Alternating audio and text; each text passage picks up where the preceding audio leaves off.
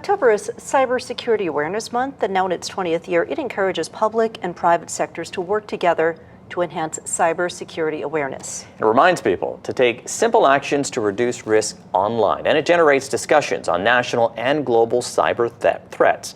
And we talked to KITV4's tech expert Ryan Ozawa for some tips as well. Hi, Ryan Ozawa. Tell us a little bit more about October Cybersecurity Awareness Month. Well, it's hard to believe, but this was declared in October of 2004. That was before YouTube, before Twitter, before Netflix got off DVDs. So if we thought that we were concerned with being online back then, it's not a surprise to hear that cybersecurity is a 10 times, 100 times bigger concern than it is, than it is today. What are your biggest tips for consumers? Well, it seems like coming on and saying don't use the same password on multiple services gets a little boring after a while. And frankly, that is still like using the same key for everything in your life, from your bike lock to your house to your safe at a bank. But we are now entering a post-password world, and I think that's the most exciting part. Before, you had to definitely keep a combination of a username and a password for different services, but now we're getting into pass keys. These are completely without having to remember anything and based purely on your device.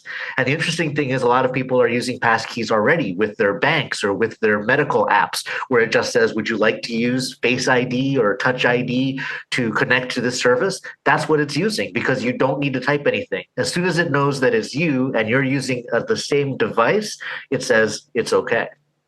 I've also noticed two-step authenticators are very common now.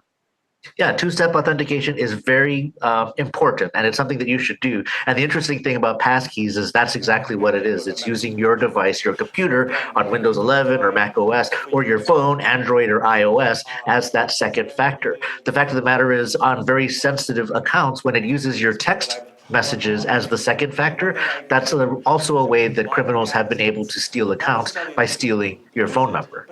Oh, that's a little scary. Yes.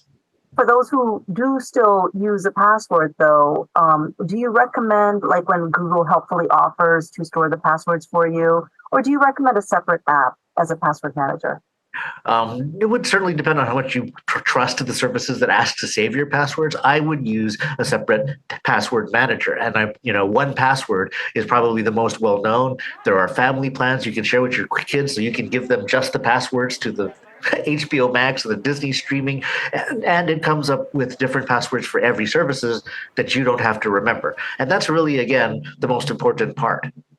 Okay. And then lastly, are there any really big scams or threats that are new and different that we should be aware of? Since the beginning of cybersecurity, it's been about phishing and emails pretending to be from other people. You probably don't need me to beat on that drum much more, but just to put it in perspective, the MGM Hotel in Las Vegas, I'm sure many of our Hawaii fans know the place. They just had a cybersecurity incident. It lost them $100 million plus $10 million to clean up their systems. So we're looking at a kind of crime that costs $15 million a year or $50 billion a year around the world. And that's basically how serious this is. So don't think it's just about you and your secret shopping list. Unfortunately, it's affecting businesses and governments all around the world. All right, good advice, information to get us thinking. Thank you so much, Ryan Ozawa, KITV4 tech expert. And because of Ryan, I am now going to sign up for that password manager that he said, 1Password.